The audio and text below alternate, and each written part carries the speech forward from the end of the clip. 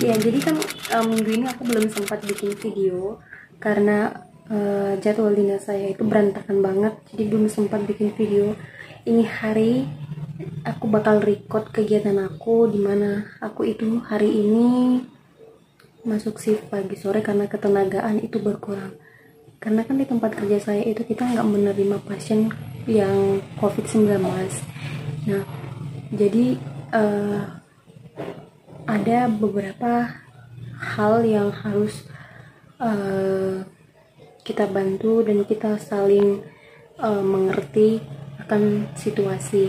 Nah, ini pagi ini aku mau berangkat dan aku udah siapin apa aja yang mau aku bawa, karena kita kan di sana setelah selesai dinas kita harus mandi, kita harus bersih baru boleh pulang. Nah, sedikit mau cerita, di minggu ini aku udah melakukan swab test terhadap coronavirus, dan itu cara pengambilan sampelnya itu dari hidung sama tenggorokan, dan hasilnya itu nanti kita tunggu selama 3 hari. Mereka infonya biasanya dari telepon, by email, dan itu masih di cover dari perusahaan kita tempat bekerja, karena dimanapun semua karyawan tidak terkecuali dari petugas medis harus dilakukan swab test terhadap coronavirus. Sempat deg-degan sih setelah tahu infonya bahwa saya itu benar-benar free, bebas, negatif dari COVID-19. Puji Tuhan, bersyukur banget diberi tubuh yang sehat dan imun yang kuat. Sebelum lanjut, jangan lupa di subscribe ya gengs, like dan komen. Nah, tidak terkecuali teman-teman sama keluarga juga pada menanyakan ketika dilakukan swab test itu gimana sih perasaannya. Sebenarnya nggak sakit sih gengs, biasa aja, kayak rasa perihnya kesedot gitu, sama yang di tenggorokan itu berasa jadi kayak mual, rasanya tuh pengen muntah aja gitu. Banyak teman-teman yang curhat cerita ke saya yang di luar medis, mereka pada bertanya gimana sih prosedur swab test itu, apakah sakit, gimana sih. Nah, aku sih dengan senang hati memberikan gambaran ke mereka, dengan senang hati memberikan pengalaman saya kepada kalian-kalian semua. Nah gengs, otomatis karena saya hari ini 12 jam, dari jam 6 pagi hingga jam 7 malam aku berada di tempat kerja, otomatis aku harus mandi dong gengs. Makanya aku bawa peralatan yang berupa untuk keperluan mandi. Nah, langsung cek. Nah, ini aku udah siapin goodie bag yang aku bawa untuk persiapan alat-alat mandi saya nanti di rumah sakit. Ini ada isinya itu handuk saya pastinya ya. Ada handuk, terus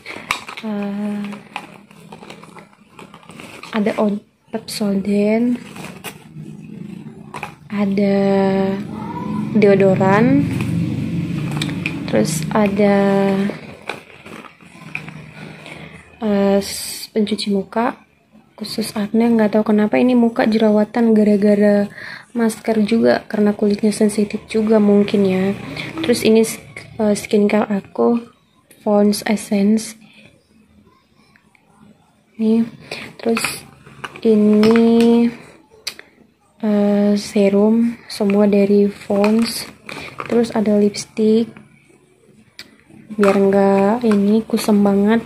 Terus ada maskara, nah biar mata on eyelash istilah kata sekarang, karena kan kita pakai masker otomatis muka kita itu nggak kelihatan. Jadi dengan katanya hanya dengan mata aja kita bisa melihat karakter orang dan mengenal pastinya.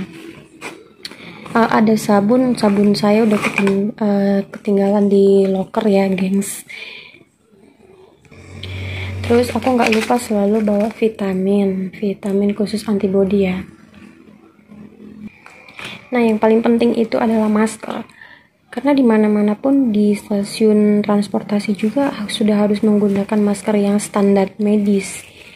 Nah, karena itu harus kita selalu sediain. Terus ini ada minyak kayu putih, gengs. Minyak andalan. Nah, itu dia tadi persiapan saya untuk dinas pagi sore hari ini. Karena itu sudah jadi suatu kebiasaan bagi kita untuk harus bersih dan mengajarkan hal yang positif kepada kita.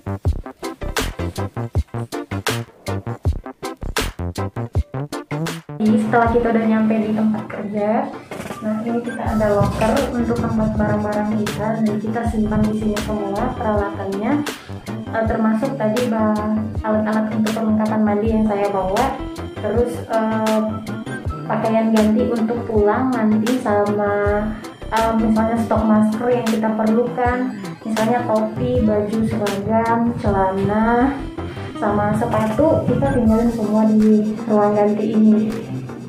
Nah ini aku udah rapiin serapi ini ya, minimalis sih tempatnya, tapi cukup untuk tempat alat-alat keperluan kita untuk selama bekerja.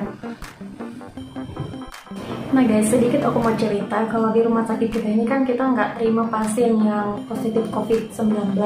Otomatis kalau kita udah melakukan pemeriksaan labnya berupa swab test, sekarang ini udah swab test ya, rapid test sudah nggak membuktikan lagi yang valid.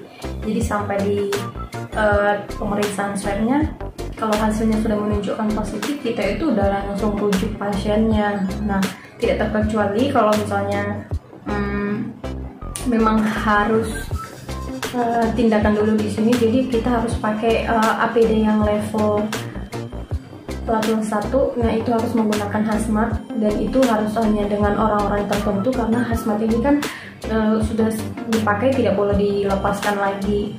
Nah aku mau cerita sih, karena coronavirus ini udah semakin marak banget ya.